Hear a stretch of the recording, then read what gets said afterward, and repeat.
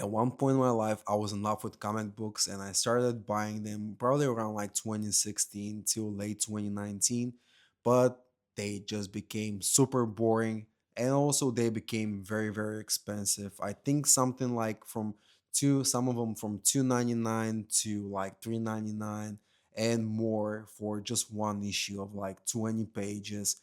And pretty much nowadays, you just buy the cover and the story inside is just stupid and boring and pretty much leads you to nowhere. So it's a good marketing strategy just to sell more copies, but that's about it, man. Like I did some research and found out that people do have like different budgets on a weekly basis, like how much they'll buy. And most people will say like 30 bucks, which I think it's normal just to buy like your weekly stuff, but it's still quite a lot of money because you know it adds up. Like in a month, that's like 120 bucks. And plus, you want to read some other stuff too. Let's say you want to buy some volumes, and volumes are like kind of about like 20 bucks each because you want to know more about the story or just buy different stories like you want to explore more, and it just becomes like a super expensive hobby. Now of course some people have a higher budget and they'll just buy collectible comic books. At one point I was just looking just to buy pretty much every comic book that I love. For example, like The Killing Joke, I bought like the second printing for like 60 bucks on a bit, and then I bought like the first print of Frank Miller's Dark Knight Returns for quite a lot of money and wasn't even in good condition. I just wanted to have this in my collection. But unfortunately, the stories are boring, and now like the only thing that pretty much helped like the comic book shops, I have to say, is the Absolute Universe. So Absolute Batman just became this phenomenon where people just want to go and read more and find out more about the story, and that's pretty much it. I think Marvel has some hits too, but this is one of the reasons why people start going back to the comic book stores. Is the Absolute Universe, and of course you're gonna buy something else. You want to read something else because you can't get enough of Batman, right? You want to read like the other stuff, or you want to go back in time and just see what happened in the New 52 or in Batman Rebirth or back in the 90s or something. And I see that DC and Marvel has some new digital subscriptions, which are pretty much kind of expensive to be honest. So for Marvel Unlimited, it's like 10 bucks and you get 30,000 issues plus. That's without like the new stuff that's coming up. So the new stuff is coming up like after 3 or 6 months in that digital app. And DC Universe Infinite, the standard version is 8 bucks, but DC Universe Infinite Ultra costs you 12.99 and includes 32,000 issues plus, and new release delay, it's going to be just 30 days, which this is fine. But my big question is, how does manga release in Japan? And I thought in my head that it just comes like as a standard like comic book issue and it just pretty much in time becomes a collectible or something, but turns out it's not. And it's a much better version of the Western comic books in the way they do it there. So they pretty much pop up in a magazine that's called Shonen Jump. And the crazy part here is that they cost like 600 yen, which is equivalent to $4.50, I believe. And inside, you get 20 plus stories. Each one is like 20 pages long. They're printed like in a very low quality paper, but I guess that's fine because if you just care about the story, then who gives a shit about the quality, right? You get so much value anyway. And this whole thing is about like 500 pages plus, and that's insane. After some time, the stories kind of release in different volumes, and they're still cheap. They're about like 10 bucks for 200 pages, which is way less than the States, right? Like in the West, the story is pretty much about like 200 pages and it's gonna cost you like brand new like 20 bucks, which is super fucking expensive. This is just my opinion, but I would just prefer to pay money. Let's say I'll pay like 10 bucks or 15 bucks a week just to get like all these stories in one book and then just continue on like each week instead of just spending like shit ton of money on different issues, and you get like you follow only like 3 or 4 stories at a time and that's it, because unfortunately money is a big issue and everything just got so freaking expensive. But just that's, I think that's a great fix.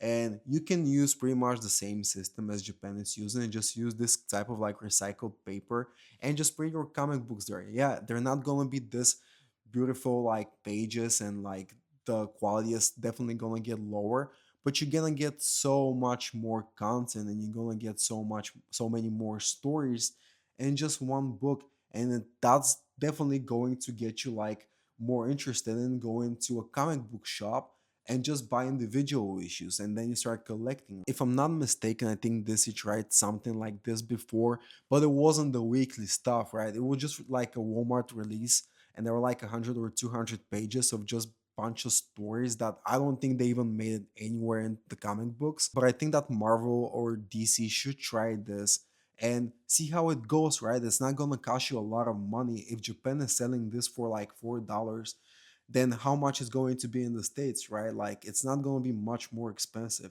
But even if you make it like 10, $15, for like 20 plus stories a week, and people will continue follow one, I'm pretty sure about that, and you keep releasing like all these single issues, this is definitely going to get people starting to care more and start going to comic book shops and just support them, and that way they can find the stories they really like, right? Like because from 20 different stories in just one book, you'll definitely find like 4 or 5 things that you actually enjoy. Now also, to compare digital comic books, one thing that fucking sucks is that a digital issue costs as much as the physical one in their stores. Like it's just ridiculous, right? And here I see that this medium costs like $3.99, so you get like the Shine Jump digital subscription, $3.99 a month, and you get 20,000 manga chapters from popular series like One Piece, My Hero Academia, Jujutsu Kaisen, and many more, which is absolutely great. And this is like a huge reason why manga is kicking comic books ass. Like nothing beats the price, the value, and also the content, the quality of. And also through Shonen Jump, they found out which stories are very popular and people love. And this is how they start making anime. And it's so easy because after the season ends, the story is already continued in manga. So like you finish the season, you're like, oh, I wanted more and I want it right now. So you just go and just buy like a couple of volumes and continue the story. It's that easy.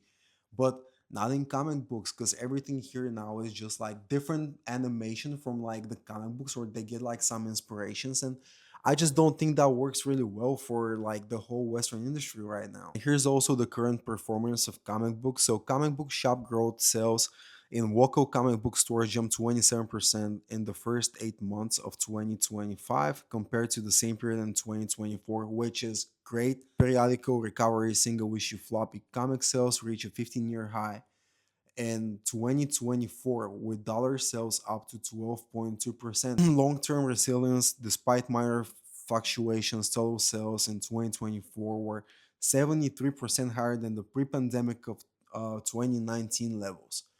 This is great news, but it's not going to continue for longer because manga currently outsells traditional Western comic books in the West, particularly in the United States and the United Kingdom. While superheroes remain culturally dominant through films and games, manga has captured a larger share of actual comic books and graphic novel market. Current market leadership, market share in the United States, manga accounted for roughly 57% of all graphic novel sales in 2025, significantly outperforming the combined sales of Marvel and DC in the comic book store channel.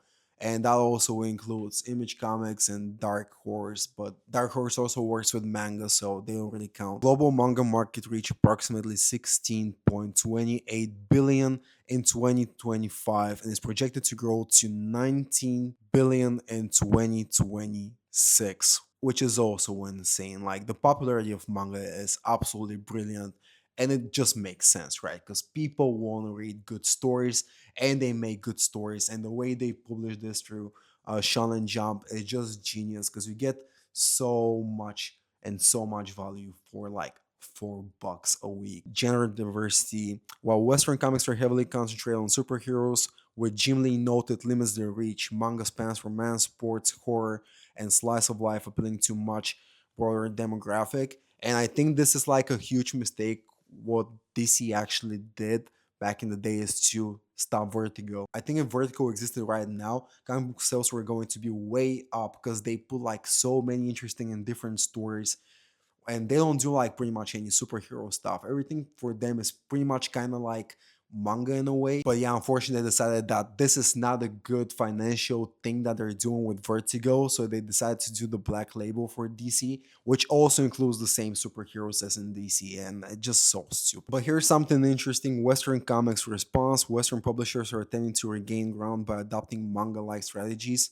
Lower price trades, DC's compact comics line, 9.99 for graphic novels, specifically targets manga readers with a smaller, more affordable format. New universes, initiatives like Marvel's Ultimate Universe and DC's Absolute Universe, which led market share in late 2025, are designed to provide fresh, easy entry points, similar to starting a new manga series from volume 1. And this is brilliant.